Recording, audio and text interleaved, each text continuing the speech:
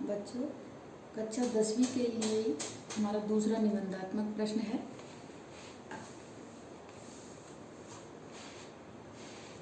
औषधीय उद्यान विधि के अंतर्गत किन किन फसलों का उत्पादन संभव है। ये जो प्रश्न है 4 या 5 नंबर में आता है हमारी परीक्षाओं में।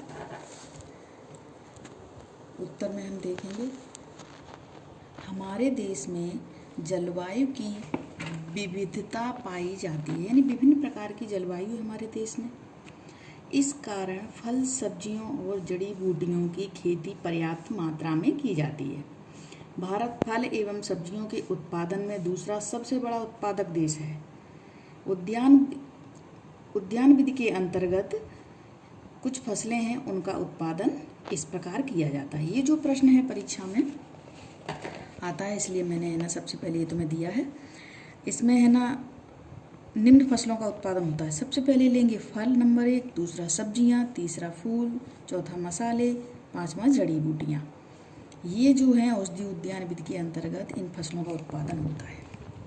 फलों में हम देखेंगे, उष्णकटिबंधीय फलों में इसमें 2 प्रकार के होते हैं, एक उष्णकटिबंधी, दूसरा शीतोष्णकटिबंधी। उष्णकटिबंधी में आम, केला, नींबू, पपीता, अनानास, अमरूद, चीकू, कटहल, लीची, अंगूर। शीतोष्णकटिबंधी फलों में सेब, आड़ू, नाशपाती, अखरोट आदि ये फलों के अंतर्गत आते हैं। ऐसा हम फलों के अंदर लिखेंगे। दूसरे नंबर पे आता है टमाटर, प्याज, बैंगन, पत्ता गोभी, फूल गोभी, मटर, आलू, खीरा। ये किस में आता है? सब्जियों में। सब्जियों में चीन के बाद दूसरा स्थान भारत का ही है। भारत फूल गोभी के उत्पादन में प्रथम स्थान रखता है, ये सब्जियों के अंदर। तीसरे नंबर पे आता है फूल। फूलों की खेती परंपरागत ढंग से हमारे यहाँ होती है, जिसमें गुलाब, ग्लेडिमोला, ट्यूबरोज, ये कुछ अंग्रेजी नाम हैं, कोसाद्रा आदि। ये जो फूल हैं हमारे यहाँ पैदा होते हैं।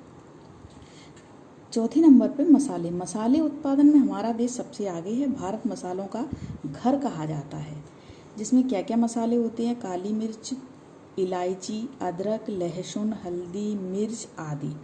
भारत मसालों का सबसे बड़ा उत्पादक देश है, यानी हमारे यहाँ हमारे भारत देश में मसाले सबसे अधिक होते हैं। 5वें नंबर पे है जड़ी बूटियाँ।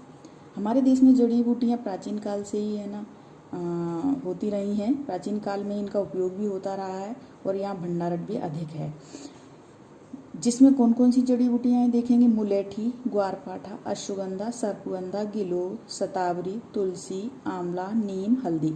इन जो जड़ी बूटियों का अलग से उपयोग जो दिया है वो अगले प्रश्न में हम बताएंगे, क्योंकि यहाँ वीडियो बड़ा हो जाएगा, इसलिए हम जड़ी बूटियों में इनके नाम ही लिखेंगे। उसके बाद एक एक जड़ी बूटी का नाम हम अलग से अगले प्रश्न में तैयार करेंगे।